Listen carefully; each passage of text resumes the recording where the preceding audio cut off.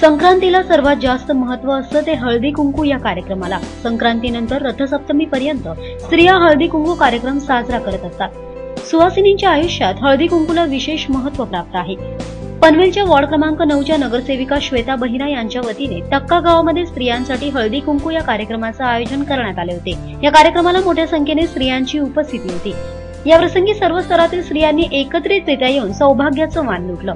या हळदी कुंकू कार्यक्रमामधील विशेष आणि लक्षवेधी बाब म्हणजे या कार्यक्रमादरम्यान नुसताच हळदी कुंकू साजरा केला गेला नाही, तर या दरम्यान प्लास्टिक पिशव्यांऐवजी कागदी किंवा कापडी पिशव्यांचा वापर करा आणि प्रदूषण टाळा असा मौलिक सल्ला देखील समाजाला देण्यात आला आहे। या प्रसंगी आमच्या प्रतिनिधींनी नगरसेविका श्वेता बहिरा यांच्याशी केलेली ही खास बातचीत।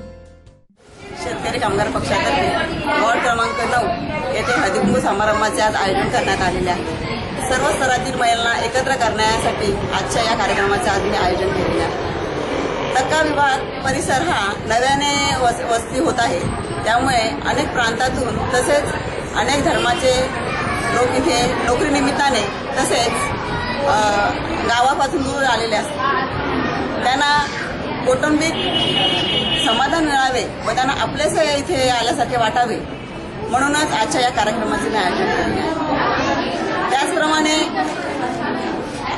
लोकांच्या मोठ्या ज्या वयस्कर महिला आहेत त्यांच्या विचारांची देवाणघेवाण व्हावी म्हणून त्याचप्रमाणे प्लास्टिक पिशव्या ज्या उपयोगात महिला आणतात त्यांचा उपयोग टाळावा व कागदी तसेच कापडी पिशव्यांचा येथे महिलांनी वापर करावा हा संदेश सुद्धा आज हळदी कुंकूच्या मार्फत आम्ही देण्याचा प्रयत्न केलेला आहे।